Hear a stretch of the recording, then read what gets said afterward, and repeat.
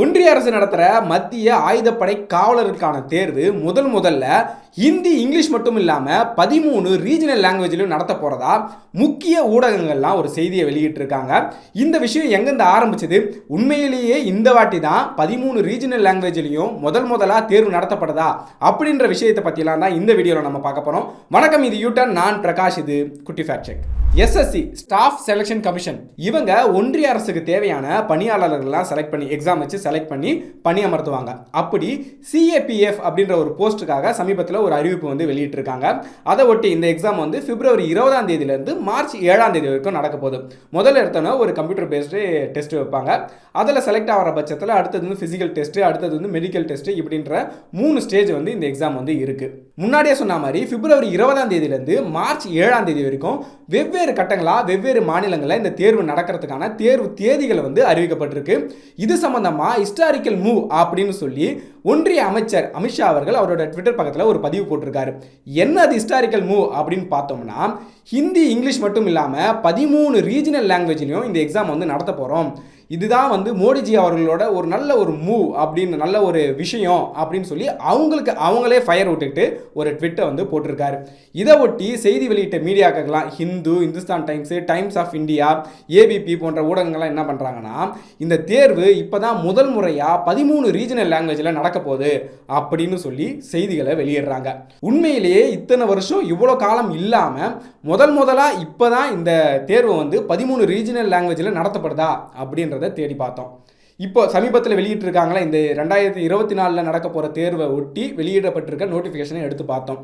அவங்க 160 மார்க்கு எக்ஸாம் வைக்கிறாங்க. Part A, B, C, D அப்படின்னு 4 பார்ட்டாக வந்து சப்ஜெக்டை வந்து பிரிச்சிருக்காங்க. பார்ட் டி பார்த்தீங்கன்னா லாங்குவேஜ் சப்ஜெக்ட் இங்கிலீஷ் இல்லைனா ஹிந்தி, 20 கொஸ்டின் 40 மார்க்கு. இதை தவிர்த்து ஏபிசி பார்த்தீங்கன்னா ரீசனிங், ஜென்ரல் அவேர்னஸ், மேத்தமெட்டிக்ஸ், இந்த ஒவ்வொரு டாப்பிக்லையும் 20 கேள்விகள் வந்து கேட்கப்படுது.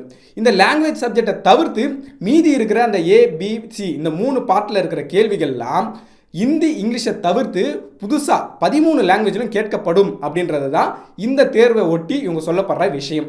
சரி, இதுக்கு முன்னாடி எப்பப்பெல்லாம் கேட்டிருக்காங்க அப்படின்றதையும் நம்ம தேடி பார்த்தோம்.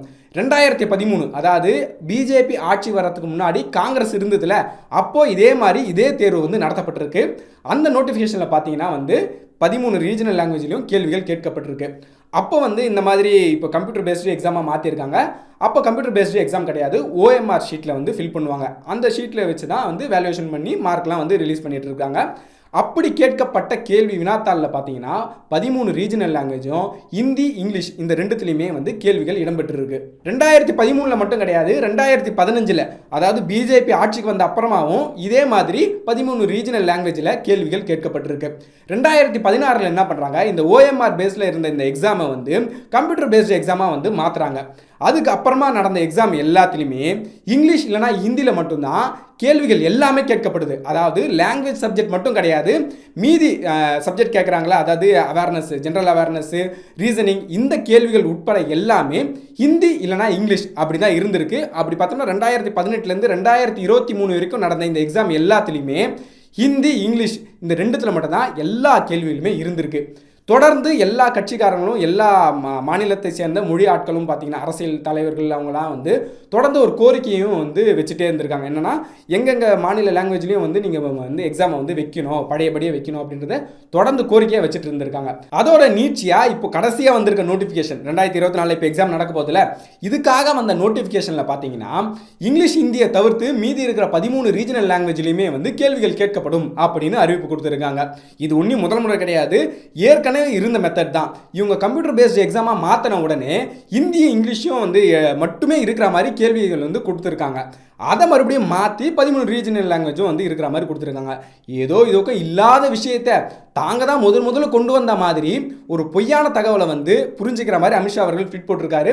அதையும் எந்த ஒரு கேள்விக்குமே உட்படுத்தாமல் ஊடகங்கள்லாம் என்ன பண்ணியிருக்காங்கன்னா ஒரு செய்தியை வந்து வெளியிட்டிருக்காங்க.